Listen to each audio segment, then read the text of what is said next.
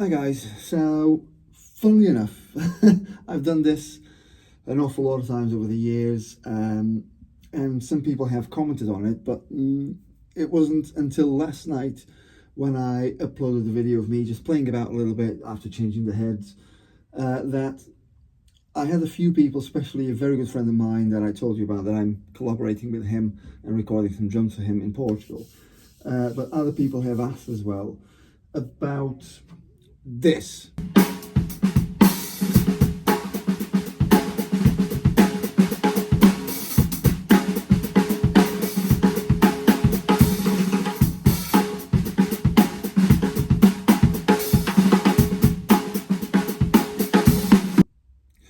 So basically, it was a trick that I've learned years and years ago. I was doing some TV shows back home in Portugal. I was actually playing percussion at the time, and it was the drummer that was playing. It was the first time that I came across it, and at the time, you know, there wasn't an awful lot of proliferation in terms of, you know, drum pads like octapads and everything, and the price was prohibitive back in those days. So one of the tunes that we had to play on the show was a bit like a drum loop, but instead of just doing something like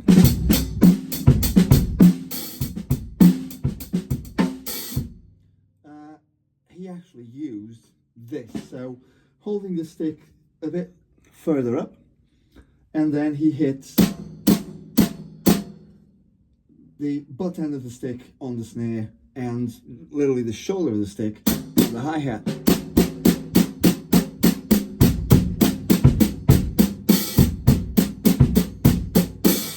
And then left hand would play an awful lot of ghost notes in between, and also, let's say, the 2 and 4 for the groove, such as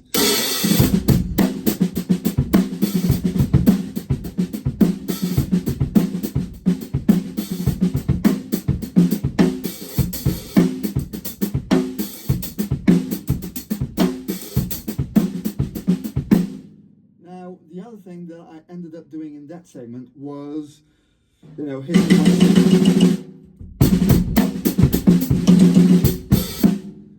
and this was a trick that I got from Steve Smith. It was an instructional tape or a demo tape. I think it was from a Zildjian Day or something along those lines. And because Steve plays traditional grip mainly, it was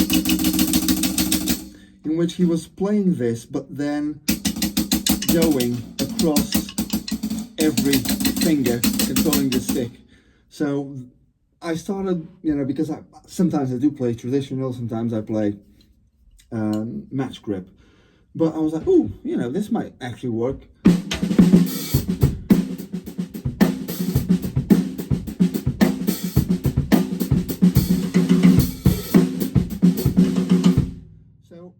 Yeah, that's where those things came from, but mainly it just gives almost like a rhythmic, almost like a train-like sort of groove going.